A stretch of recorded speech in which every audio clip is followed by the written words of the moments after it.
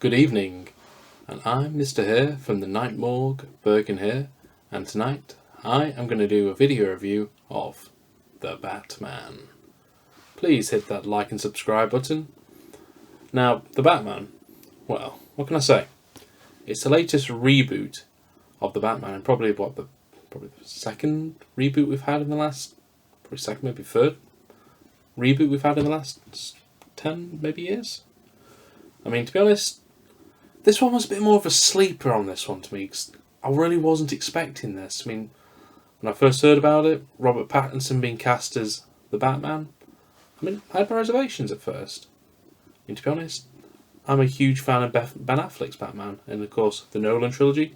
The Nolan trilogy is probably like the greatest Batman trilogy of all time, but when I heard of Matt Reeves coming as the director, I was intrigued straight away because, Matt Reeves crafted the latest two Planet of the Apes movies, which, if you've not seen them, please go and watch them, because them two are phenomenal. Andy Serkis in that movie is a true masterpiece.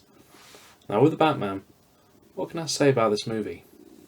In this critic's opinion, I would honestly say this is the greatest Batman movie I have seen. And that's not an easy feat to say, because, The Dark Knight's noted one of the greatest movies in history. This movie did the impossible. It actually surpassed The Dark Knight. And, as I said, Robert Pattinson, I had my doubts about him, but to be honest, Robert Pattinson's Batman was absolutely brilliant. What I loved about him, the fact is, he's not this, expert Batman that we kind of know straight away. He's not experienced like that. He's in his second year of crime fighting, and pretty much, while he's not tripping over his cape, he's not the refined hero we are kind of used to. So I kind of love the fact is, for him, every punch feels personal. The fact is, he feels more raw. It's a very raw Batman he is. He's angry. He doesn't see himself as the symbol of hope, but vengeance. And there's so many good stuff about this movie, to be honest. Like the story takes a lot of inspiration from famous graphic novels such as Year One and Long Halloween, which the Long Halloween influences I definitely noticed. It starts with a murder on Halloween, and the Batman goes to investigate and finds clues addressed to himself, marked only by a killer known as the Riddler. And that's all I'm going to say on the plot. But the plot is perfectly, it's dark, it's gritty, it's a very noir kind of movie. In respects, it kind of feels more like Seven in terms of like the dark psychological aspects and the gritty bleakness of it, which I loved every minute of it. Gotham, it's not like this shiny metropolis. Gotham feels like a hellhole. When you see it, there's trash everywhere. It looks tight, it looks enclosed, it looks almost claustrophobic, which, again, I love that aspect.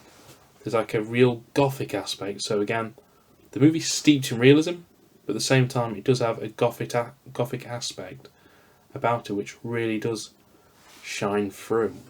And I'm not going to go into any plot details or any spoiler territory, but there is something I particularly loved, especially the first few sequences involving Batman's walk. The fact is, he really does impose a legend of fear.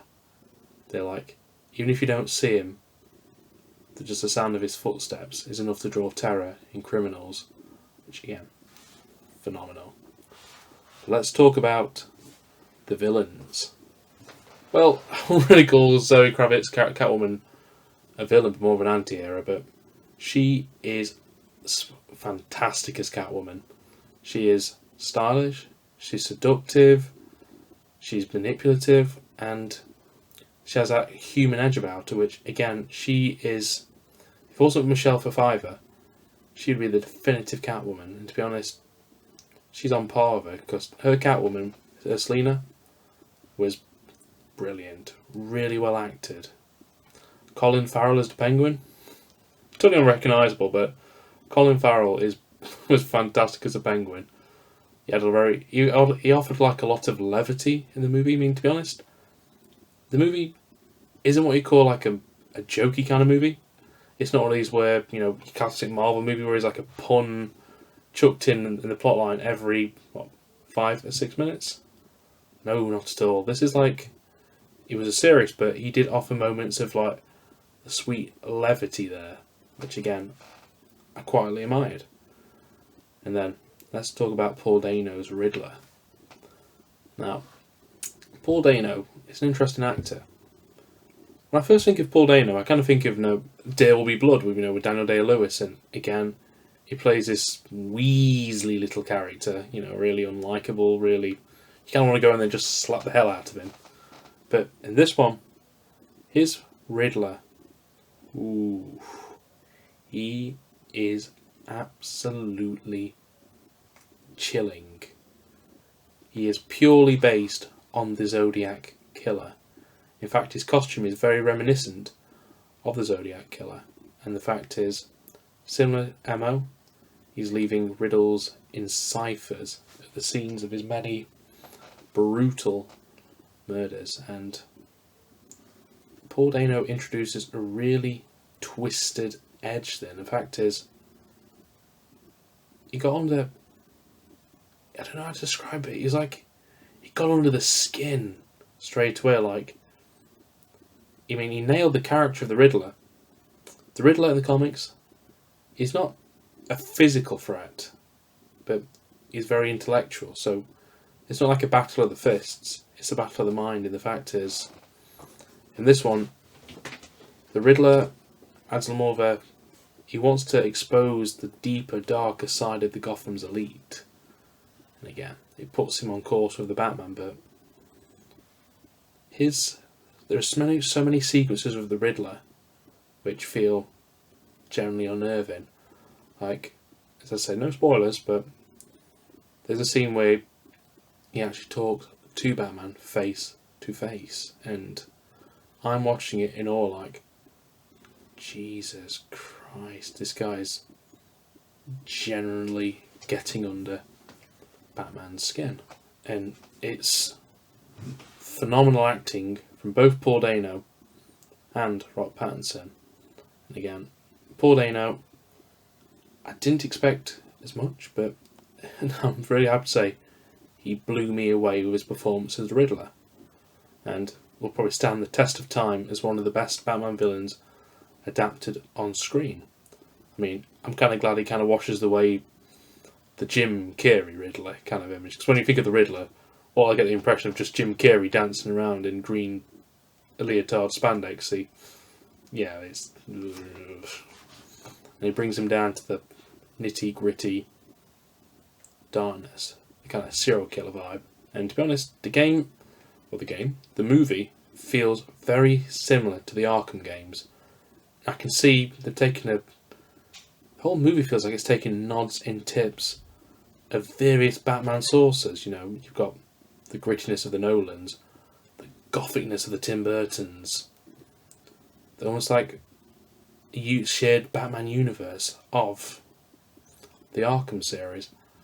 There are some hints, some tips, and some nods and winks to where the stories could go for future, but to be honest, I'm very eager to see this, and I could really see this as a real open Batman universe, and I'd love to see a lot more. And to be honest, I hope to God we see a lot more, because I'm kind of liking the fact is this movie went dark, and I feel like it could have gone darker, but it's a very dark Batman movie, and to me, I wouldn't even describe it more as a superhero movie, to be honest.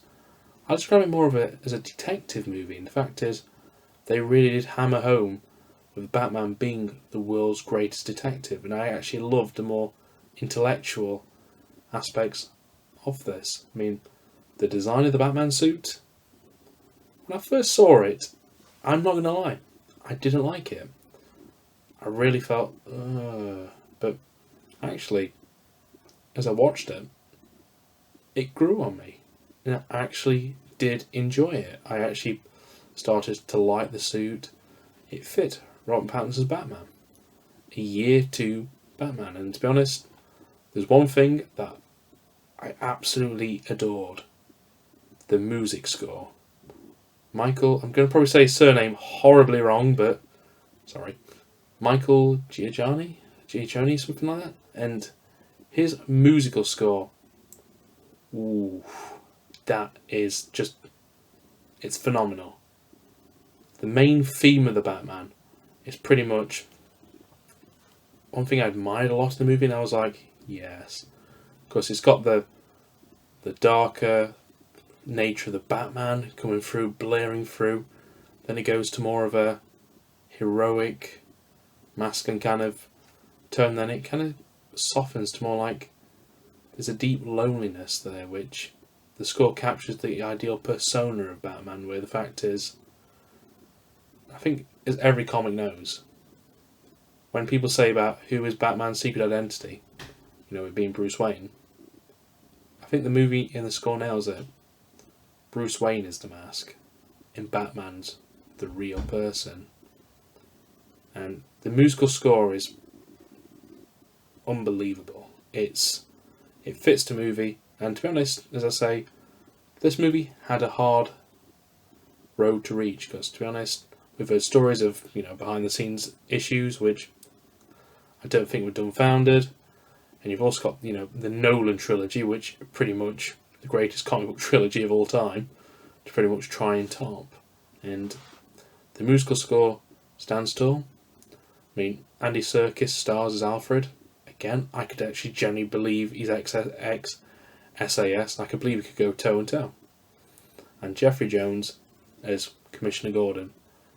I actually liked his relationship with Batman in this movie. The fact is, he knows him. They're starting to form that trust there. They have got that trust there, but it kind of feels like, I could see that as a working relationship where he knows him, but does he fully trust him yet? And it's a very unique aspect. And I'm still going to stand up to myself. This movie didn't exceed my expectations. No. It blew them to pieces. And I can happily say, this is, to me, the greatest superhero movie I've seen. It's one of my old. It's pretty much. It blew me to pieces watching it. I'm just watching it at the end going. Even though it's a 3-hour length movie, it's a nearly 3-hour movie. But it felt justified, the 3 hours. Nothing felt like it dragged. There was nothing dragged, and it felt all the characters fit in this story. I mean, there's one person I've not mentioned yet. John Turturro, who stars as Carmine Falcone. And he was, well, actually, to be honest, I kind of think of him, I think of the Transformers movies and, the terrible jokes and the... But in this one as Carmine Falcone, he captured the right amount of sinisterness mixed with the sleaze. And, Jesus, brilliant. If you've not seen The Batman yet, in this humble critic's opinion, please go and watch it. I'm going to give it a 10 out of 10. And it was my most anticipated movie of the year. I'm happy to say it was damn worth it.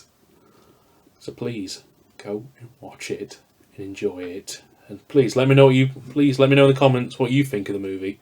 Did you enjoy the movie? What were your thoughts? But please, no spoilers. And again, please hit that like and subscribe. But for now, good night and stay spooky. Take care, everyone. Bye bye.